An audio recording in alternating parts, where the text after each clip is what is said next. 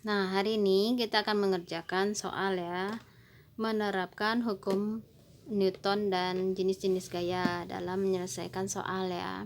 Buka halaman 36 buku cetaknya, uji kemampuan diri. Pada gambar berikut diketahui massa benda A adalah 4 kg dan massa benda B adalah 6 kg.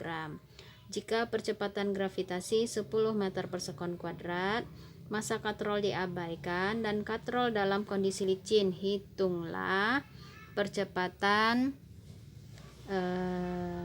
dan gaya tegangan tali pada kedua benda tersebut. Nah, gambar yang di halaman 36 soal uji kemampuan diri Ibu salin seperti ini. Nah, di sini dikasih keterangan bahwa massa katrol diabaikan, berarti kita tidak meninjau massa katrol. Kemudian diberitahu bahwa katrolnya dalam kondisi licin. Benda yang licin atau jalan yang licin atau katrol yang licin berarti tidak mengalami gaya gesekan ya. Nah, yang ditanya adalah percepatan simbolnya A dan gaya tegangan tali. Untuk menyelesaikan soal seperti ini, syaratnya anak-anak ibu harus memahami dulu jenis-jenis gaya, kemudian bisa menggambarkan jenis-jenis gaya dengan tepat pada benda atau soal. Nah, minggu lalu ibu sudah menyuruh kan, memberikan tugas mencari definisi jenis-jenis gaya, kemudian menggambarkan jenis-jenis gaya. Di buku cetak itu ada materinya kan. Nah, sekarang kita terapkan.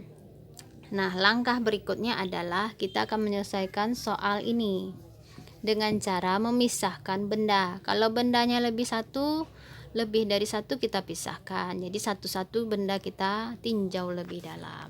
Nah, kita bahas untuk benda B dulu. Benda B. Nah, benda B kan seperti ini gambarnya. Ada tali, kemudian ada benda, kan? Ini benda B. Langkah kedua, setelah memisahkan gambar, kita gambarkan arah gaya yang bekerja. Ada talinya tegang, berarti ada gaya tegangan tali, arahnya ke atas. Kemudian ada semua benda punya gaya berat. Nah, berarti punya gaya berat, arahnya selalu ke bawah. Nah, arahnya bukan A ya, tetapi B. Kemudian setelah menggambarkan gaya yang bekerja, kan nggak ada lagi gaya yang bekerja yang lain, jangan digambarkan gayanya, nanti salah hasilnya. Setelah ini tentukan arah gerak benda. Benda B kan 6 kg, benda A kan 4 kg, berarti kan arah geraknya adalah ke bawah ya, berarti arah geraknya ke bawah. Arah gerak.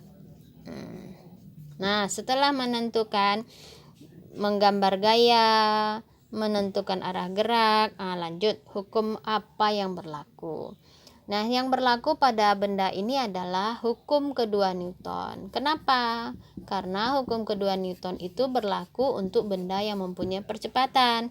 Kalau hukum pertama Newton hanya berlaku untuk benda yang diam atau dia bergerak dengan kecepatan yang konstan.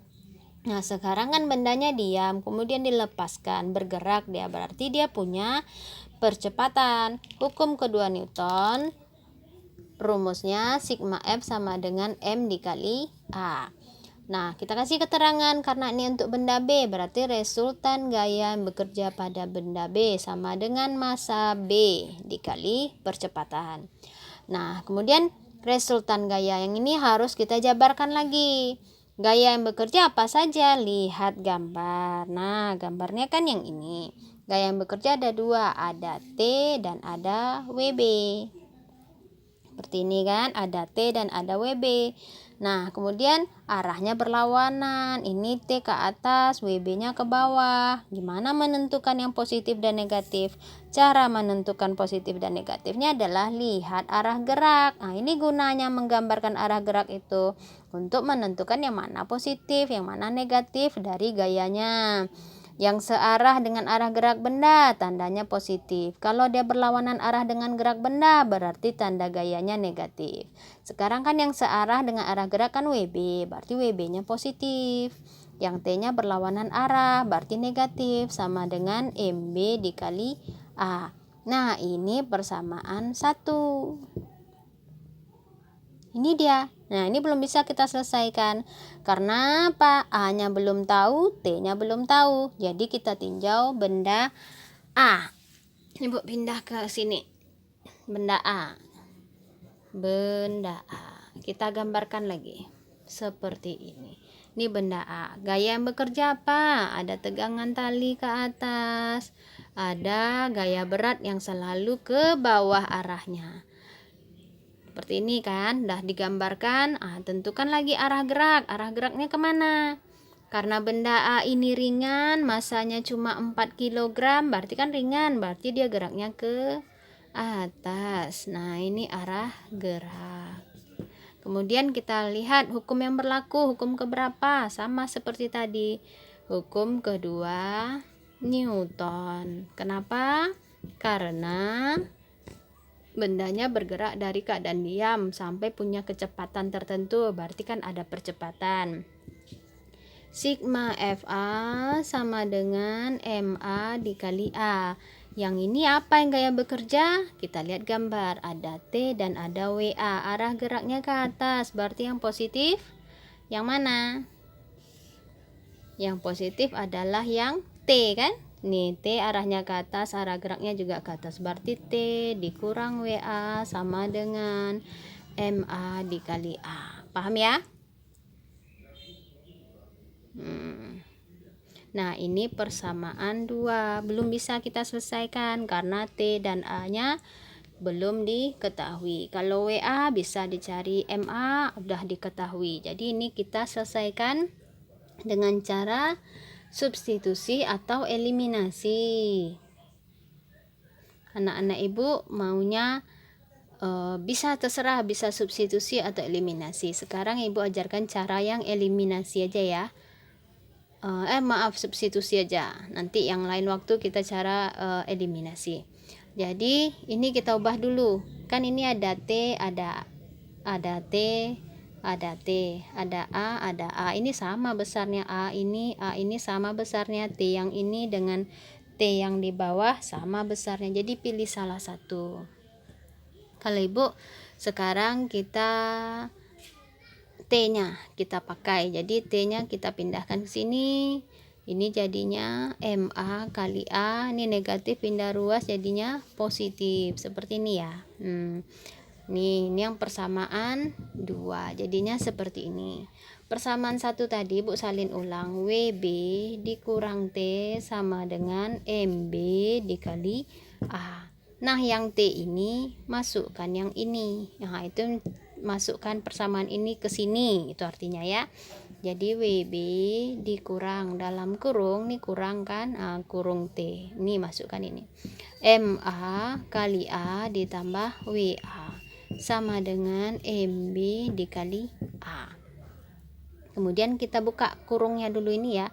Ini tetap WB negatif kali positif negatif, MA kali A negatif kali positif negatif lagi, WA sama dengan MB dikali A. Seperti ini ya. Nah, berikut.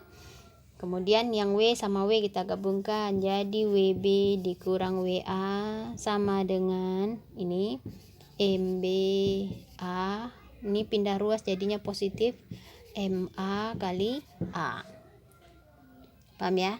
Nah, ini A sama, kemudian ini kita keluarkan, berubah bentuk jadinya seperti ini. Sama dengan MB ditambah MA dalam kurung A. Ini hanya merubah bentuk karena kita akan mencari A kan? Kita akan merubah bentuk. Jadi A dikali MB sama dengan MBA kan, A dikali MA tetap hasilnya sama, MA dikali A. Jadi hanya kita ubah bentuknya saja karena kita akan mencari A, yang T nya kan udah habis. Nah, jadi kita A sama dengan ini tetap WB kurang WA, ini pindah ruas kali pindah ruas jadi bagi MB ditambah MA, jadinya seperti ini. Oke, enggak nampak, sorry. Nah, kemudian W-nya kita ganti rumus W apa? MG kan?